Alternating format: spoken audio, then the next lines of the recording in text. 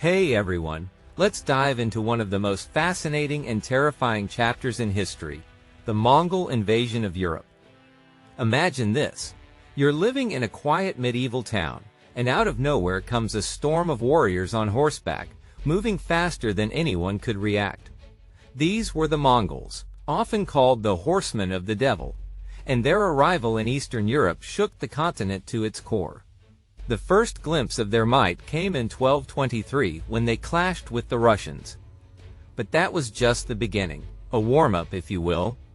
Their real invasion hit between 1237 and 1242, a campaign so massive and devastating that it reached all the way to Poland. Cities like Tbilisi, Kiev, and Vladimir fell like dominoes. When they got to Hungary, they tore through Buda, Pest, and Esztergom with relentless fury. The thing about the Mongols was that they didn't just rely on brute force. They were tacticians. Their cavalry was lightning fast, their catapults fired flaming projectiles, and their psychological warfare, well, it was second to none. Entire cities surrendered just from the fear of what could happen if they didn't.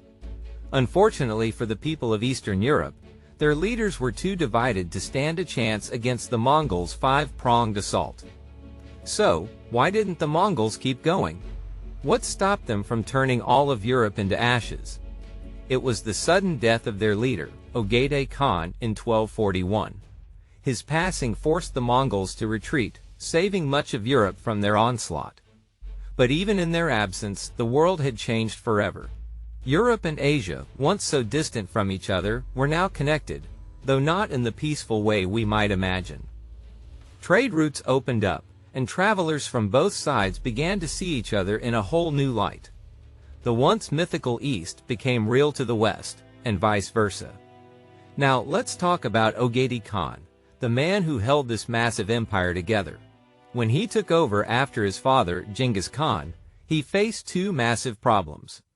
First, the Mongols were running out of money, a problem when you've got an army to pay. Second, while they were great at conquering, they weren't so good at running things. They needed an actual government, a way to collect taxes, and some structure to manage their sprawling empire. Genghis got to work, sending officials to organize conquered territories and setting up a capital at Karakorum in 1235. With money rolling in and a stronger administrative system in place, he was ready to expand even further. The Mongols always had their eyes on China. But before taking on the mighty Song dynasty in the south, Genghis decided to focus west. His armies crushed resistance wherever they went. From Iraq to the Caucasus and into the Russian principalities, no one seemed able to stop them. The Mongols thrived even in harsh winters, using frozen rivers as roads to blitz their way through cities like Ryazan, Moscow, and Vladimir. Their tactics were brutal, entire populations were killed or enslaved, leaving behind a chilling silence that echoed through the ruins of once thriving cities. One of the most haunting descriptions comes from the siege of Kiev in 1240. When a papal envoy passed through 6 years later, he described the land littered with countless human skulls and bones, a grim reminder of what had been one of the largest cities in the region. From there, the Mongols pushed even further, targeting Poland, Hungary, and beyond. Hungary in particular was a prime target. Its vast grasslands were perfect for the Mongols' horses, serving as a launch pad for potential attacks on Western Europe. And meanwhile, as Poland reeled from the devastation brought by the Mongols, Hungary was facing its own nightmare. The Mongols unleashed a carefully coordinated, multi-pronged attack in 1241 CE, moving through Moravia in the north and sweeping around the Carpathian Mountains from the west. One of their armies cut through Moldavia and Wallachia before circling back to hit Hungary from the south. The chaos spread like wildfire. Hungary's king, Bela IV, mustered his forces to confront the invaders, but his position was precarious. On paper, he commanded one of the most formidable armies in Europe.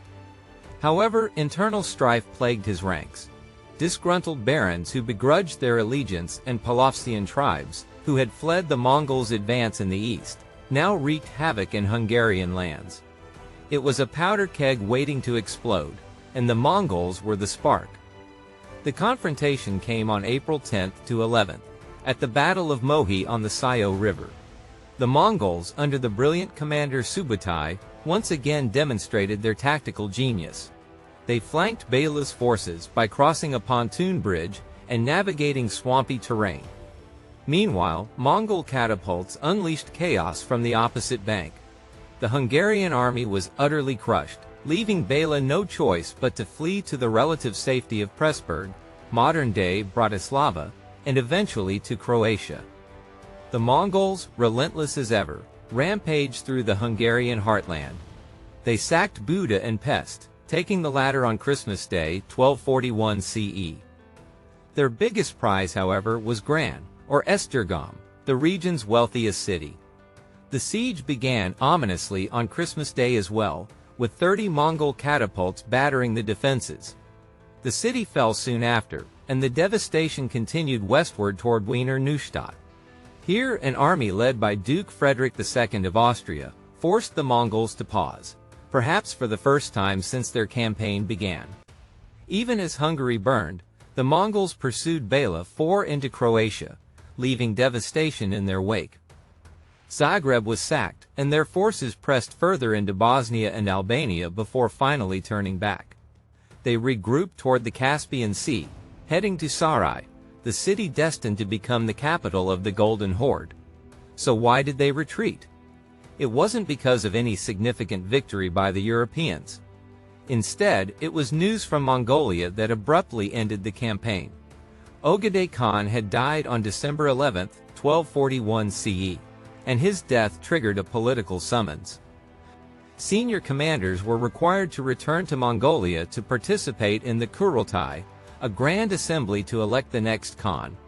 The vast communication networks and overstretched supply lines of the Mongol army may have also played a role in the decision to pull back. The grasslands of Hungary, though expansive, could not sustain such a massive force indefinitely.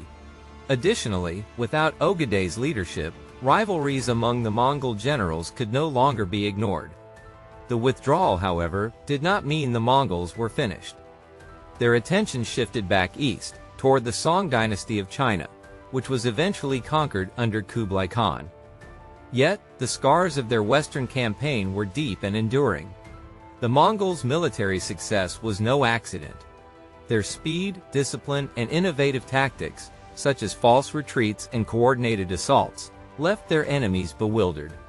Their composite bows and hardy horses gave them unmatched mobility, while their ability to adapt and employ captured technologies, including siege equipment and gunpowder, made them a force like no other. But it wasn't just their skill on the battlefield. The Mongols were masters of psychological warfare. Stories of mass slaughter and cities left in ruins spread terror long before their armies arrived. Sometimes, they used prisoners as human shields, or disguised them as their own soldiers to exhaust defenders. The sheer ruthlessness of these strategies often led cities to surrender without a fight. Commanders like Subutai elevated their campaigns to legendary status. His ability to coordinate multiple armies across vast distances was unparalleled. And yet, despite their incredible military prowess, the Mongols' greatest weapon may have been their ability to exploit divisions among their enemies. Rivalries and mistrust among European rulers made a united front nearly impossible. Even though the Mongols retreated, their impact was profound. In the east, they reshaped the political landscape, subjugating vast territories under what became the Tartar yoke. Russia, though ravaged, retained fragments of its autonomy, as seen with leaders like Alexander Nevsky, who continued to defend Russian lands against other invaders. The Mongols' campaigns also facilitated an unintended exchange of ideas. Their conquests connected East and West in unprecedented ways. Technologies like gunpowder, the compass, and printing made their way to Europe, as did travelers like Marco Polo, who returned with stories and innovations. Yet, this increased contact brought unintended consequences, including the spread of the Black Death, a devastating reminder of how interconnected the world had become.